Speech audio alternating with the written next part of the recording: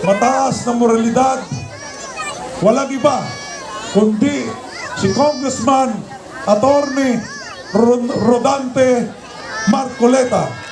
Ang sabi nga, kay Marcoleta may pag-asa. Mga kababayan, palakpakan natin si Congressman Marcoleta. Palakpakan po natin! Simangot, seryosong tao to. Dapat kong magtrabaho parang hirap saya. Magandang gabi po sa ating lahat, sa inyo po na dumalo sa gabi ito. Salamat po sa inyo. Kahit na marami po kayong gawain ay nagkita-kita tayo.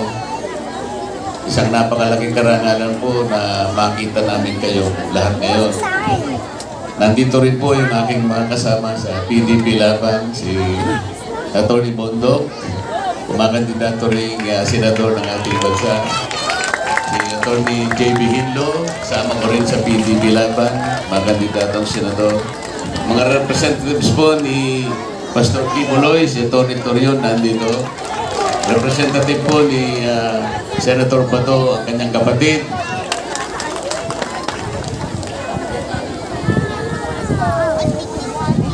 Ang representative po pala ni Senator Bongo, si Tatay Digong.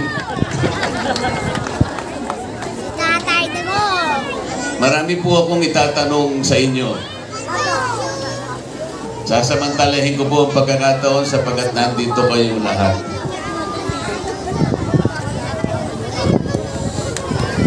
Mura po ba ang bilihin ngayon? Mura po ba ang bigas? Maginawa po ba ang ating buhay ngayon? Napakamura po ba ng kuryente ngayon? Baka naman ang gamot, napakamura po. Eh, yung pong pagpapa-hospital, murang-mura po, hindi po ba? Nakakalakad po ba kayo sa gabi ngayon na hindi natatakot? Ang mga kriminal po'y kumonti po ba ngayon? Nawala po ba yung mga baha? Gumanda po ba yung traffic natin? Alam po ninyo kung bakit ko tinatanong sa inyo ito? Sapagkat sa lahat po ng mga lugar na pinupuntahan namin, ito pong kahirapan ng ating bansa ang palagi pong isinusumbong sa amin.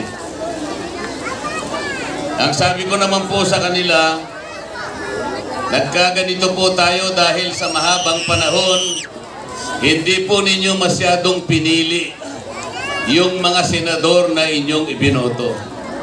Ang mga iba po ay naging pabalik-balik na lang. 3 beses na nakabalik, 4 na beses na nakabalik. Pero ang kalagayan po ng ating bansa ay bagsak pa rin ang ating ekonomiya. Mahina ang ating institusyong pampolitika, pati po yung ating lipunan. Alam po ninyo, napakahina ng pundasyon na kanyang kinalalagyan. Etong nakaraang araw, nabigla po tayong lahat at alam ko marami sa inyo ngayon, kung hindi man lahat, ay labis na nalulungkot sapagkat nilapastangan ang pagkatao at karapatan ng dating Pangulong Rodrigo Duterte. Napakahirap pong tanggapin isang Pilipino, isang naging dating Pangulo ng ating bansa, ni isang kaso po ay walang isinampa laban sa kanya dito sa ating bayan. Wala po silang isinampa anumang kaso, anumang habla. Mula nung siya'y nanungkulang mayor hanggang siya'y maging Pangulo ng ating Republika. Kamukat-mukat mo, bigla na lamang siyang dinukot Bigla siyang nilipad sa isang malayong bansa. Malayong malayo sa atin ngayon. Nag-iisa siya. Walang kasalanan. Ipinagkanulo ng sariling pamahalaan. Ang lalo pa pong mahirap tanggapin, mga kababayan, itong hukuman na pinagdalhan sa kanya, na wala naman pong jurisdiction sa atin sapagkat ang ating bansa ay matagal nang kumalas bilang estadong kasapi doon sa tinatawag na Rome Statute. Hindi na po tayo kasali doon. Pinipilit pa nila na usigin at hatulan ang isang taong walang kasalanan. Ang ICC po ay makakatulong lang sa suliraning pangbatas ng isang bansa kung ang hukuman ng isang bansa ay hindi gumagana. Kung ang mga piskalya sa isang bansa ay hindi gumagana.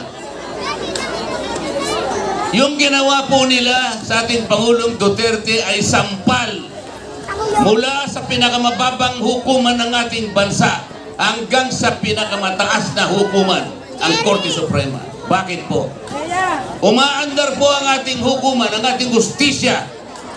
Tumatanggap sila ng anumang habla, ng anumang asunto na iahain hindi naman laban kanino man. Bakit hindi nila inasunto ang Pangulo nung siya'y nandito pa, nung siya'y nanunungkulan o pagkatapos na siya'y manungkulan? Wala po ni isa. Pagkatapos ay ganun ang kanilang gagawin.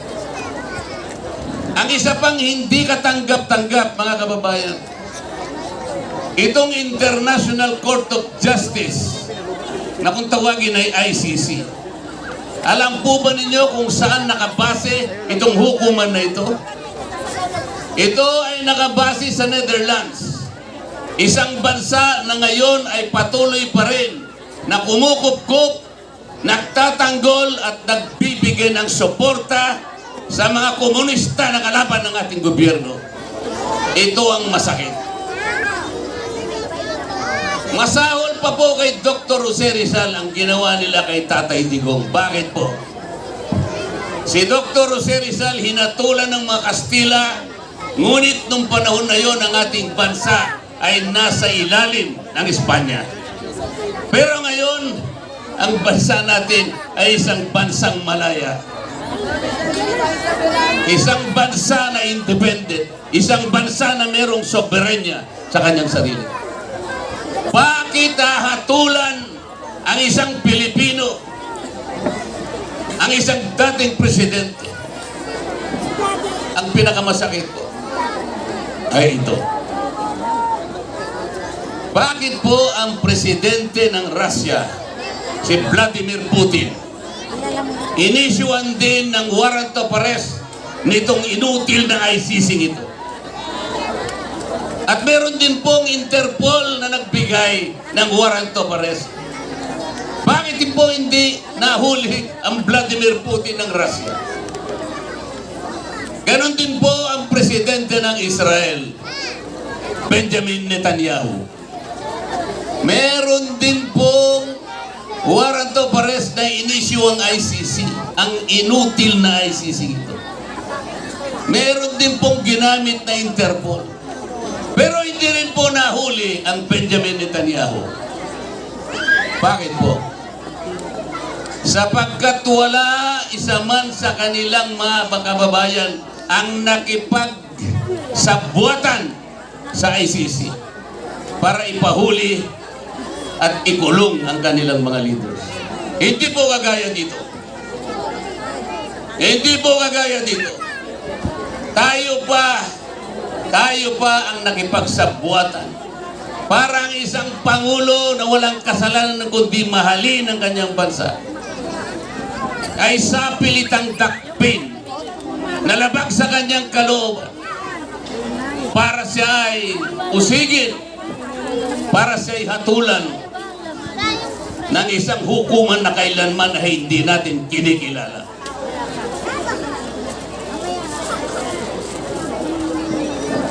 Isipin po ninyo kung ano ang demandang binasa sa Pangulong Duterte.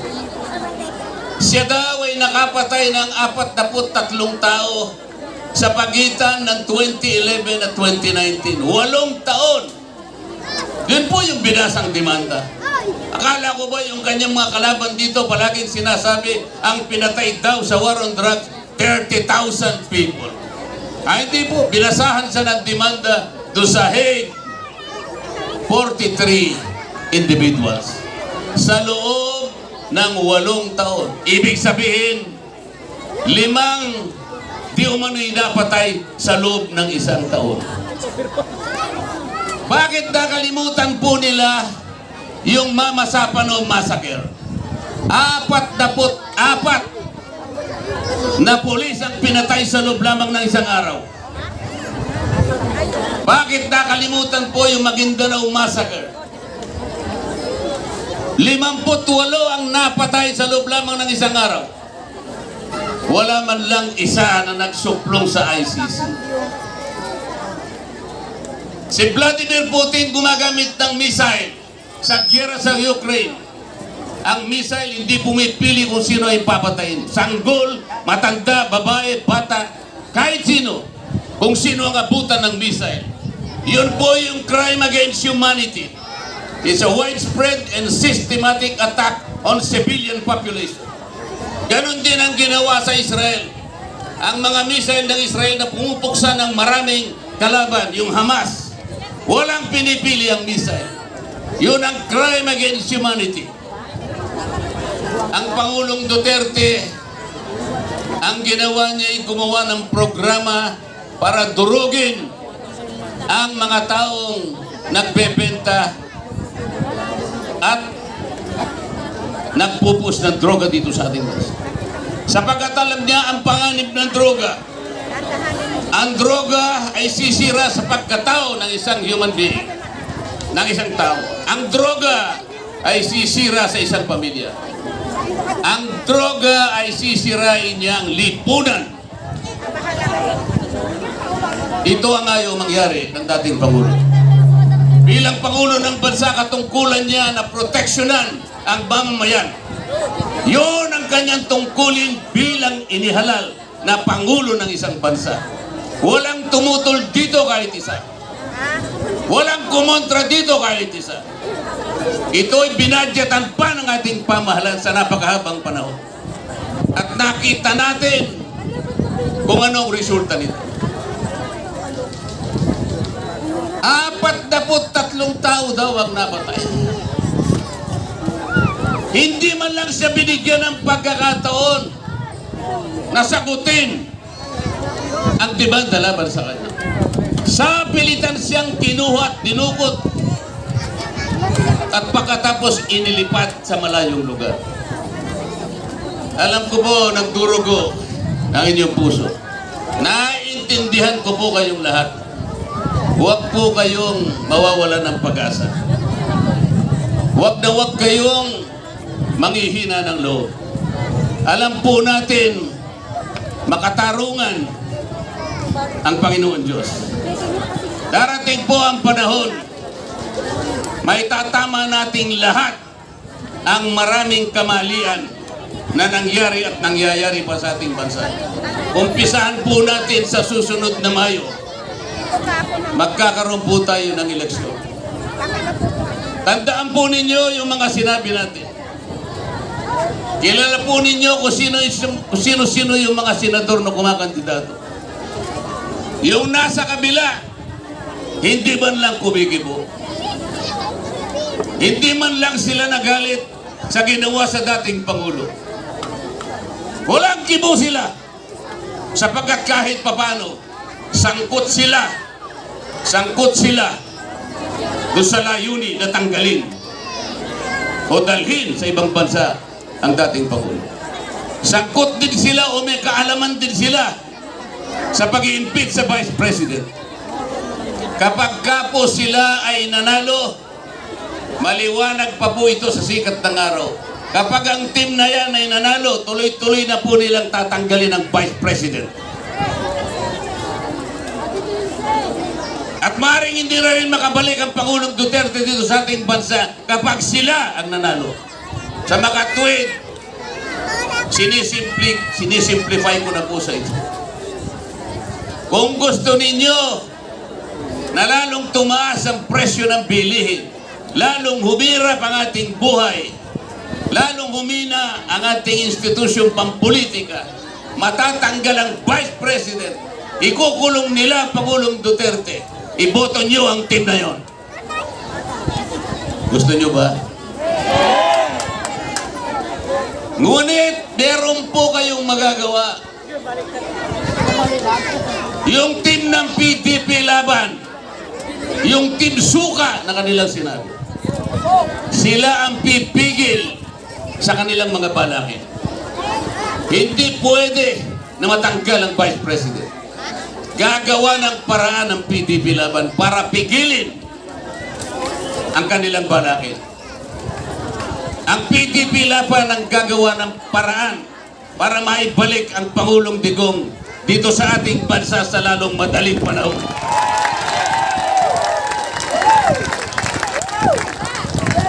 Kailangan po iboto nyo lahat ang team ng PDP laban.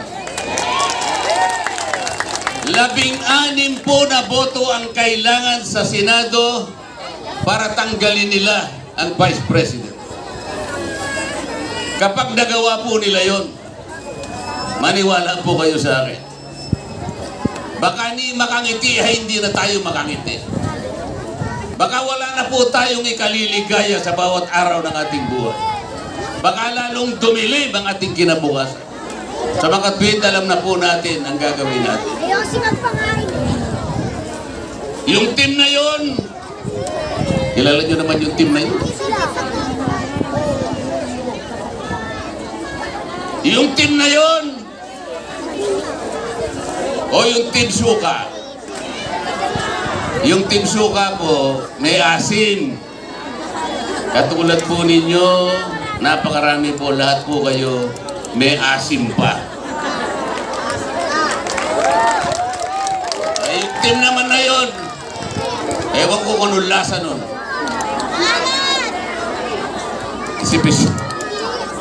Isip-isipin naman ninyo. Ewan ko kung ma-describe ninyo yung team na yon. Ang sabi nila tingnan po ninyo yung record ng aming team. Mario Joseph na record. Anong record?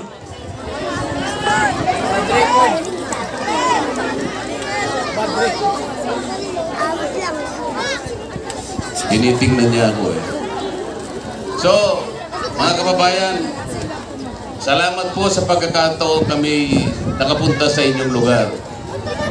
Salamat po sa pagkakataon nakapagsabi kami sa inyo ng aming saloobin. Pero higit sa lahat, gusto po namin gumawa ng isang bagay na makapagpapabago sa kasaysayan ng ating bansa. Napakahirap po ng ating bansa sa ngayon. Kaya pagtulungan po natin ito. Pagtulungan po natin ito. Huwag po nating kalilimutan ang ginawa nila kay Tatay Digong. PRRD is the image of sacrifice and courage.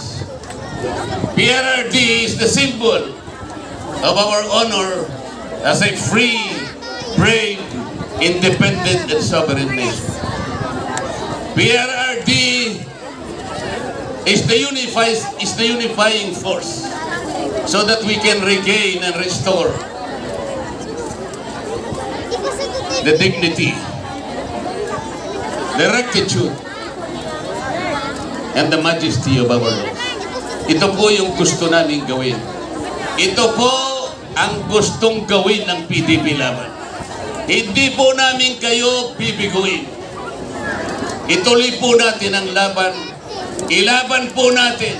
Let us protect and defend our nation. Let us bring back President Rodrigo Roa Duterte. Maraming salamat.